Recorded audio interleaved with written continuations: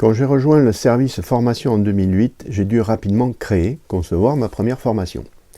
Et le jour J, je me suis jeté sur mon ordinateur et j'ai ouvert PowerPoint. Grosse erreur. On m'a fait comprendre rapidement qu'on ne conçoit jamais une formation en ouvrant PowerPoint ou autre outil de conception visuelle d'ailleurs.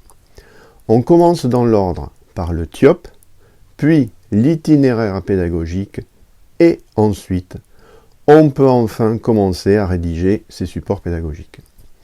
Et c'est ce dont nous allons parler maintenant, de support pédagogique. Dans ce cours, je vais te donner les secrets qui s'appliquent aussi bien à un cours en présentiel ou à un cours à distance. Il en est de même pour une formation synchrone ou asynchrone. Et oui, que tu proposes une classe virtuelle ou que tu proposes un cours entièrement en ligne, on va voir qu'il existe des fondamentaux de la pédagogie qui te permettront de construire un bon support de formation. Mais alors, comment structurer ces supports ? Y a-t-il des incontournables à appliquer quand on rédige un support pédagogique ?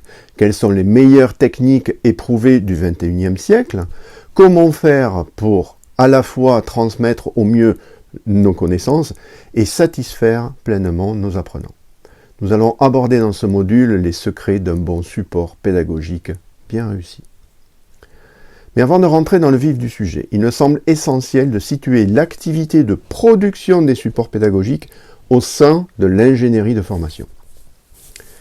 Voici un rappel d'un schéma de conception classique d'une formation.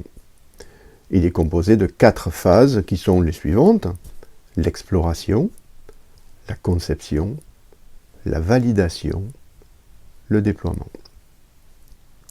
Il est essentiel de préciser qu'on ne peut passer à cette étape uniquement à la condition que les livrables TIOP et itinéraires pédagogiques soient déjà renseignés. On va donc considérer que ces 2 livrables sont faits.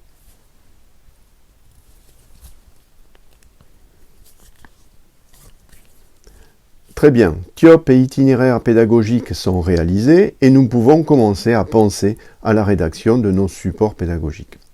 Voici maintenant une liste d'outils numériques associés qui sont vraiment incontournables. PowerPoint, Google Slides, Geniali, Prezi et Canva.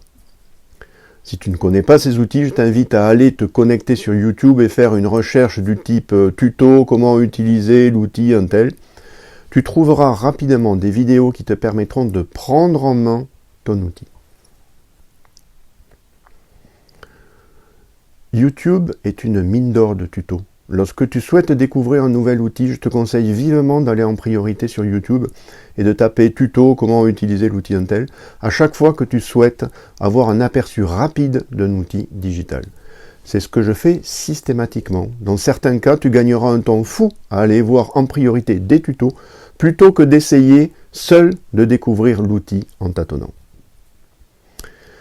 Voilà, que tu décides d'utiliser un outil ou un autre correspond à des préférences, rien d'autre. Sens-toi libre de choisir l'outil qui te plaît le plus.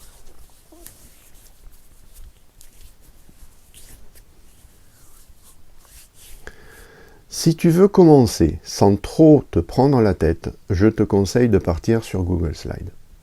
Il est très proche du standard PowerPoint, mais totalement gratuit et en ligne. Donc rien à installer sur ton ordinateur.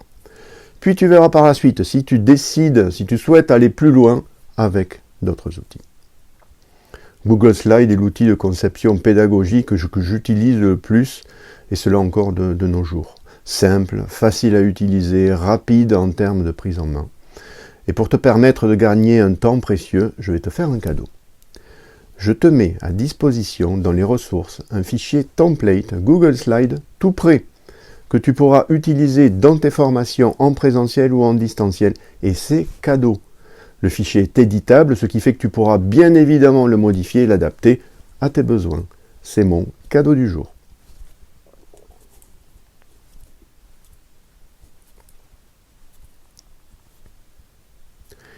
Nous voilà maintenant au cœur du sujet. Et retiens bien ce que je vais dire maintenant. Que tu animes une formation en présentiel ou que tu animes une classe à distance, les techniques que je vais te proposer seront adaptées et tu pourras donc les utiliser. Que tu proposes aussi un cours en ligne à 100%, à distance, tu pourras aussi appliquer ces techniques. Je vais te donner les secrets que j'utilise personnellement depuis 2008 et que j'ai en permanence mis au goût du jour et amélioré en permanence.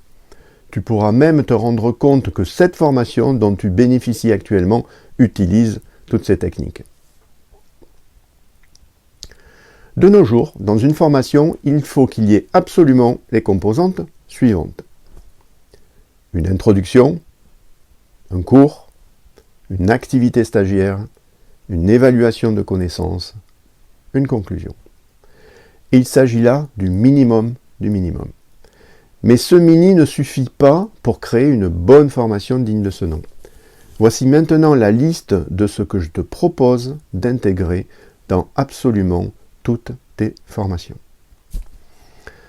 Afin de découvrir le détail de chacun de ces secrets pédagogiques, je t'invite maintenant à visionner le prochain support qui vient, qui est au format texte.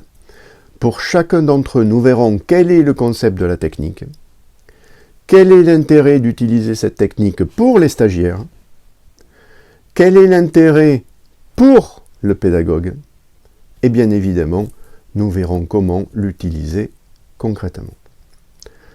Quant à moi, je te retrouve plus tard dans une nouvelle vidéo. Je te dis à bientôt et te souhaite à nouveau une excellente formation.